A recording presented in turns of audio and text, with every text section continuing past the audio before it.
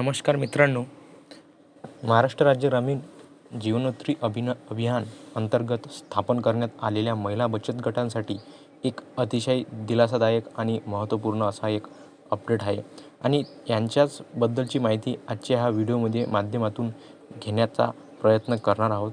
मित्रांनो, आज जसा की तुम्ही पाहू शकता की 2026 रोजी ह्या महिलांच्या बचत गटाच्या संदर्भातील एक महत्त्वाचा असा एक GR निर्गमित करण्यात आलेला आहे, ज्याच्यामुळे तुम्ही पाहू शकता की आता राज्यातील 13 जिल्ह्यामधील उमेद मॉल अर्थात जिल्हा विक्री केंद्र स्थापन केले जाणार आहेत. मित्रांनो, यापूर्वीसुद्धा आपण एक पाहिलं होतं की 11 ऑगस्ट 2025च्या GRनुसार राज्यामध्ये विविध जिल्ह्यांमध्ये उमेद मॉल अर्थात जिल्हा विक्री केंद्र स्थापन करण्यासाठी परवानगी देण्यात आलेली होती, ज्यांच्या माध्यमातून राज्यातील काही ग्रामीण जीवनोन्नती अभियान अंतर्गत स्थापन करण्यात आलेले महिला बचत गट आहेत.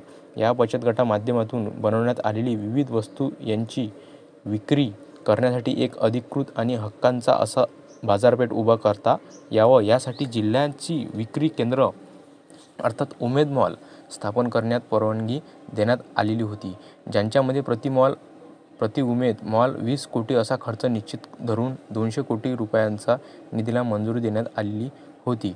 मित्रांनो, तुम्ही GR वाचू शकता. GR व्हिडिओ थांबू पण वाचू शकता. व्हिडिओ थांबत वाचू शकता तुम्ही.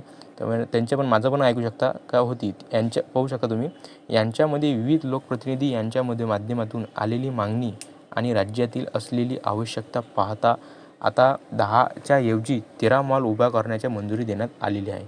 तुम्ही ऐकू शकता मित्रांनो, ज्यांच्यामुळे आता राज्यातील मागणी करण्यात आलेल्या आणि मुख्यमंत्र्यांच्या माध्यमातून मंजूर केल्या जाणाऱ्या 13 जिल्ह्यांमध्ये हे जिल्हा विक्री केंद्र उभारणी केल्या जाणार आहेत.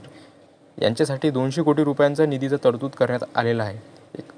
एकंदरीत आपण जर पाहिलं तर ह्या महिला बचत गटांच्या तालुका स्तरावर, जिल्हा स्तरावरती, विभागीय स्तरावरती आपल्याला उत्पादनांची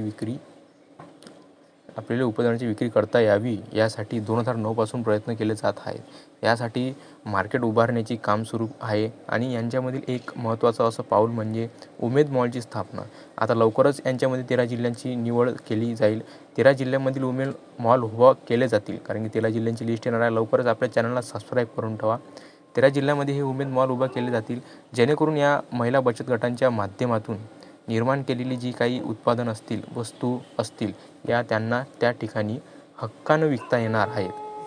या महिला बचत गटांवाल्यांना हक्कानं विकता येणार आहेत. मित्रांनो, हा GR आपण आपला महाराष्ट्र-गव्हर्नमेंट.in संकेतस्थळावर पाहू शकता आणि मी याची डिस्क्रिप्शनमध्ये लिंक पण देणार आहे ह्या GRची.